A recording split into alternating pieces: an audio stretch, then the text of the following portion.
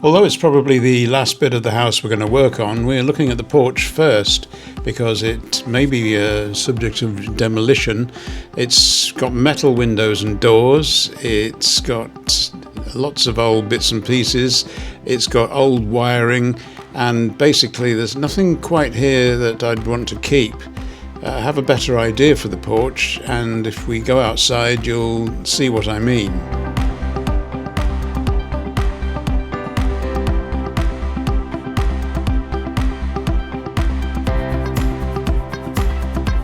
There's the metal window from the porch outside as Davy comes down the steps, and below that is the entrance to the cellar. Now the porch is directly above the cellar, and I'm wondering if we could actually get some proper stairs going down into the cellar from inside the house. Since we were last here, the garden's got overgrown again, and although you can still see the shape of the proposed driveway, that's also overgrown, so that's going to be one of the first things we tackle.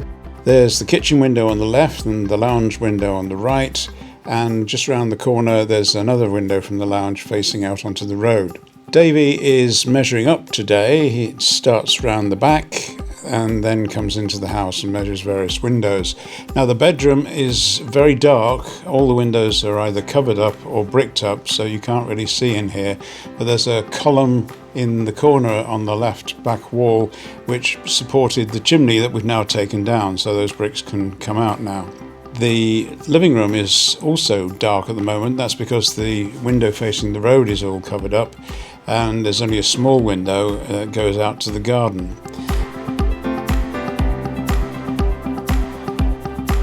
Davy's measuring the kitchen window. We'll probably raise the height of that a bit to get some kitchen units underneath, and of course the sink will come out as well.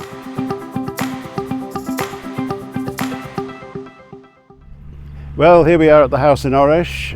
It's the day we're breaking ground, and we're breaking it good style with the digger behind. Martin is digging us out a driveway. As you can see, it's got a better slope already. Some of the wood that we cleared from the garden a few weeks back, well I think it's about 6 weeks ago, is now being burnt. The day when the garden was cleared it was far too windy to have a fire. Terry's here. He's actually up on the roof and already taken down the chimney this side. Progress has been pretty swift so far. A bit smoky here, and there's a van coming down and I might get run over, so might Ruth on the camera, so we'll step out the way.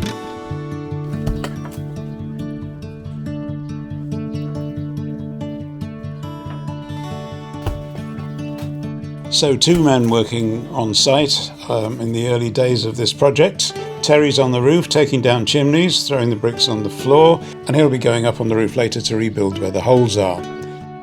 We have an old summer house outbuilding here which has got a lot of spare bricks and tiles, so we're not going to be short of materials to patch things up.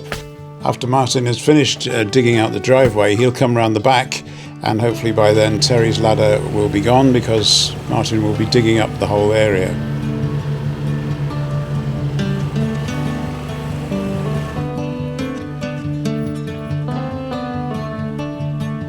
A little later, and Martin has moved a digger around the back to start clearing the area where we need the footings for the bathroom extension, and Terry is up on the roof with bits of timber patching up the hole and putting some tiles over it.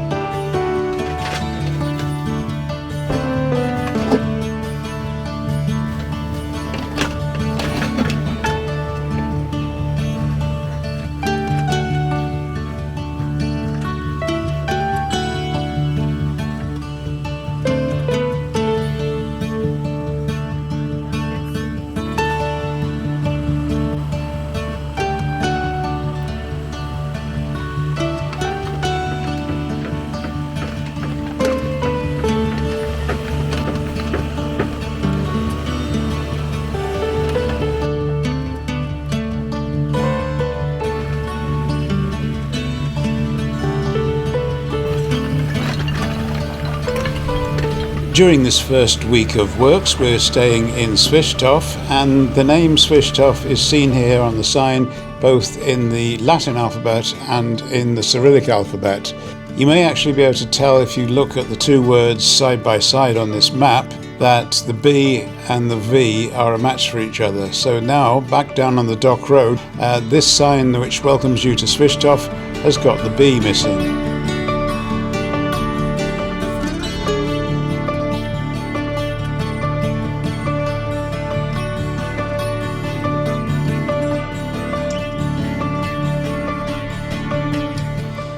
Each day when we left the building site, we came into Svishtov and we had a bit of leisure time here.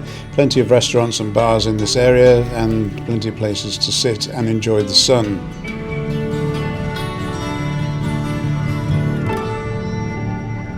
So these are the flowers slightly wilting in the heat on Aleko Square.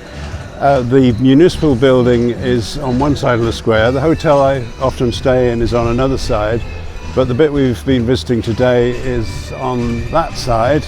The reason you can probably hear music in the background is because the place where we park next to the Trumpet pub there's a fairground there at the moment, and so we've actually left the car at our hotel.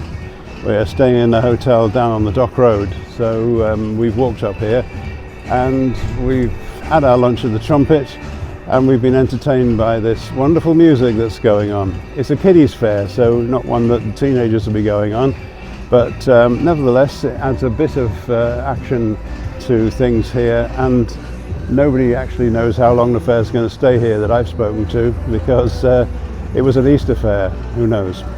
Anyway, the pre-Popper hotel we're staying in is down on the dock road, so let's go down there and give you a look at that.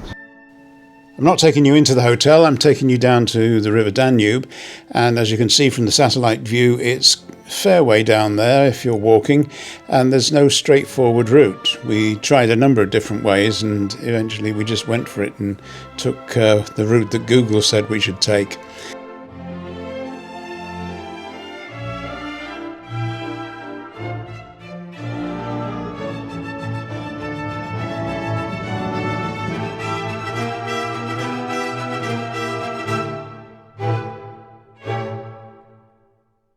First time ever since I've been coming to Bulgaria, I've seen the ferry from Svishtov that goes over to Romania.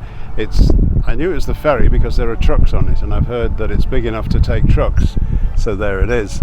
And this is actually quite a nice little bit of shore here with lots of private people's boats down here, and it's very secluded. It's taken a long walk down from the pre-Popper hotel where we're staying. Of course, the problem is we now have to walk back up the hill to get back to the hotel, but we'll worry about that later. It is really beautiful down here, and quite a few people are living in makeshift shacks almost down here, and we know they're living here because we've seen some of them and we've smelt garlic from their cooking. So yes, imagine being right down here on the front by the Danube in a property that costs very little indeed, I would imagine, and having these great views.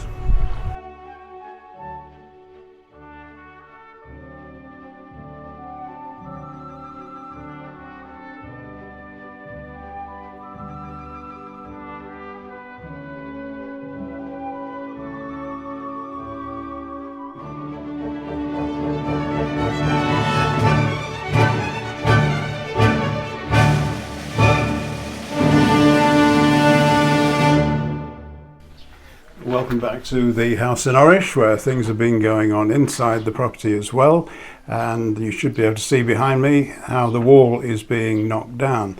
I managed to knock plaster off this wall a few years back when I was just touching it. Now it's going proper. The whole of the wall behind me will be coming down, and what I'm standing in will be a sort of kitchen area, but it'll be part of the living room. And the wall that comes down will make room for a fairly big patio door so that we can look out on the land that we have out here, which is quite substantial even though it's small by Bulgarian standards.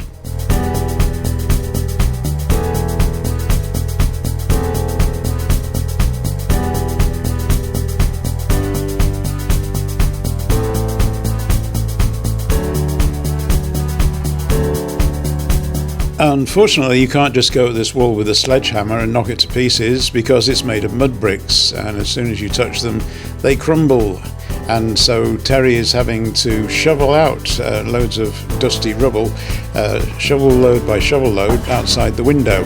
Now the place he's putting it outside, it can stay there because this is where we're building our raised patio, and guess what? We will need some rubble to build that up. So that's actually quite convenient. And so the footings are now dug out for our new bathroom extension. There's a channel that's been dug down to where the septic tank's going to be, and we've dug a pit to build such a thing. I'm not sure I want to get totally involved with that bit. With a lot of the preparation work done, materials are beginning to be delivered, a load of cement and some really long pieces of soil pipe that only just fit crossways in my cellar. The cellar's been padlocked, it's become the store for building materials for now. He opens his mouth to say how much he loves me. With Martin having done the basic excavation of the site and created the shapes we need, it's now down to fine-tuning, scraping the dust off the surface, if you like. Lots of loose soil, and the driveway needs to be a fairly hard standing for vehicles to come in. So if we take this long shot, you can see that all the sort of dust he's been scraping off gives us a good driveway, which we'll have to put to the test with an actual car pretty soon. Now, I've got absolutely no experience in this kind of work, but then I don't suppose Martin's done any broadcasting. He has to go into this pit to remove a lot of the loose soil there as well, and the septic pit is quite deep. So I would have said this little digger might tip up, but if you see what he's done, he's gone sideways onto it. It's less likely to tip, and so we can take the bucket right down deep into the hole. This is all there is of the kitchen at the moment. It's just an old sink, but this wall is coming down because the extension we're building on the back is going to be coming through here. So we'll go into our bathroom from this hole that used to be a kitchen sink. Of course, before that hole is knocked through, we do actually have to have the extension built, so that's going to wait for a while. But as we end this week, guess who turns up? That is Energo Pro. And they've now come to fit us a new meter, and then our electrician Josef will be putting in some electrics in the weeks to come. We end this week with a final look round Svishtov, and let's see if we know where all the important places are. There's the hospital, there's the banks, and this is just one of them, the one Colin banks with. There's the Energo Pro, yes, talk of the devil. There's some mobile phone companies for your phone contract. And of course the main supermarket in Svishtov is Billa, a German supermarket. But the most important place of all is the place I get my bananas in the Svishtov market. I'll see you next week.